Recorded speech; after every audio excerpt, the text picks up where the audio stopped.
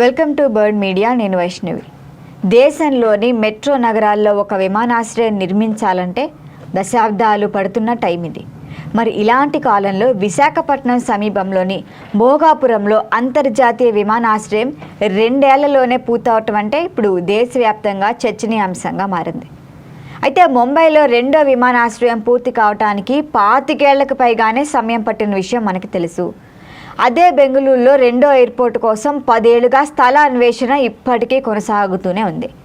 కానీ ఒక్క ఏపీలో మాత్రమే భోగాపురం ఇంటర్నేషనల్ ఎయిర్పోర్ట్ నిర్మాణం పూర్తయి ట్రయల్ రన్కు సిద్ధంగా ఉందంటే పెద్ద విషయమే. మరి రాబోయే 6 నెలల్లో వాణిజ్య కార్యకలాపాలు ప్రారంభం కాబోతున్నాయి ఇక్కడి నుంచి. మరి ఈ వేగవంతమైన ప్రగతికి ప్రధాన కారణం ఎవరంటే సీఎం చంద్రబాబు నాయుడు దూరదృష్టి అని చెప్పొచ్చు. అయితే క్రమశిక్షణతో కూడిన అమలు విధానం అని కూడా చెప్పక తప్పదు. ఉమ్మడి రాష్ట్ర విభజన తర్వాత తొలి ముఖ్యమంత్రిగా బాధ్యతలు స్వీకరించిన చంద్రబాబు నాయుడు 2016లోనే విశాఖకి అంతర్జాతీయ విమానాశ్రయం అవసరమని అప్పట్లోనే గుర్తించారు. ఇక భోగాపురాన్నే కేంద్రంగా చేసుకొని దీర్ఘకాలిక అభివృద్ధి ప్రణాళికని కూడా రూపొందించారు. కేంద్ర ప్రభుత్వంతో సమన్వయం చేసుకొని అవసరమైన అనుమతులు కూడా తీసుకొచ్చారు. వాటితో పాటు భూసేకరణ, డిజైన్, నిధుల సమీకరణ వంటి క్లిష్ట అంశాలను సైతం సమయానికి పూర్తి చేయడంతో 2019లోనే ఈ నిర్మాణ పనులు పూర్తయిపోయాయి. అయితే దాని తర్వాత అధికారంలోకి వచ్చింది వైసీపీ ప్రభుత్వం.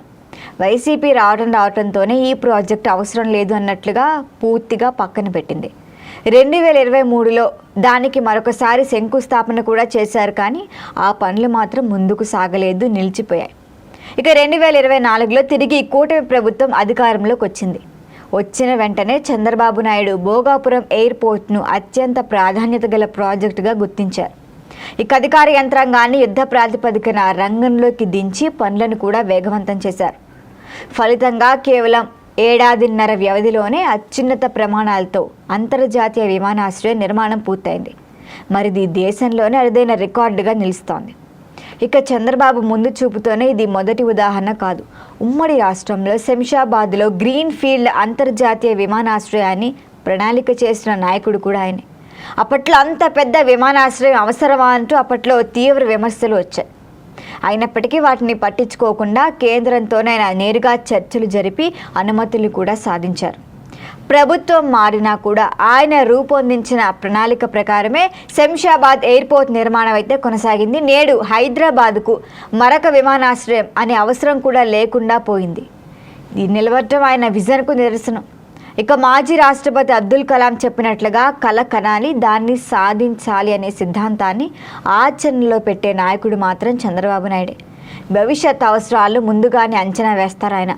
దీర్ఘకాలికంగా ప్రణాళికలతో అభివృద్ధి నడిపించడం ఆయన ప్రత్యేకత.